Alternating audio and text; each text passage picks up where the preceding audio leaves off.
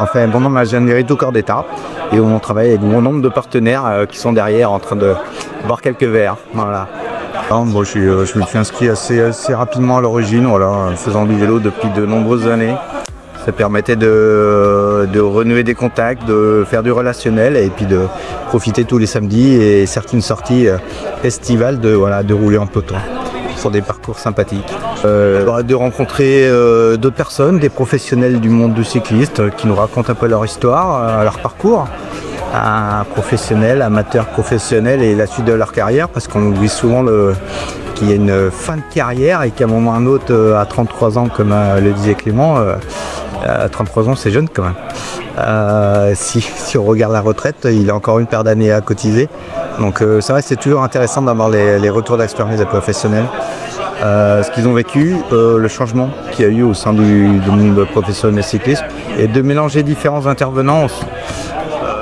Là, on a un musicien, un cycliste qui ont un peu le même parcours, qui s'identifie aussi bien au monde de ce que Clément a dit sur le monde de l'entreprise, la structuration, la professionnalisation du monde cycliste, qui rejoint un peu les entreprises où nous sommes presque tous partie prenante, on va dire, dans différentes sociétés. Voilà. C'est une concurrence permanente, hein.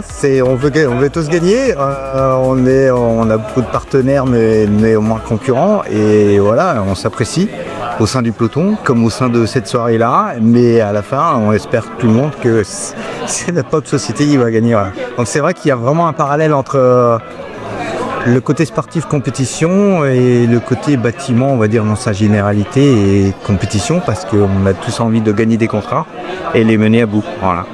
Je connaissais pas du tout, honnêtement. Et est-ce que vous savez que votre vélo pouvait faire ce bruit?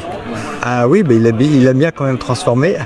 J'ai quand même quelques doutes sur le fait qu'il arrive à rouler avec, notamment la selle. Je pense qu'il la change. Mais ouais, c'est intéressant de voir ce qu'il arrive à faire. Et en fait, c'est sa philosophie. Il s'est dit je veux faire du vélo, je veux pas polluer et je veux aller de concert en concert en vélo avec tout mon équipement. Et hop, je mets tout ça dans le sac, je me promène, je vais d'un concert, je raconte mon histoire et je rencontre des gens. Et en fait, il vit de sa passion qui est la musique. Tout le temps, il doit avoir une deuxième passion qui est un peu de faire du vélo, de pédaler. Et il va à la rencontre de beaucoup de gens différents.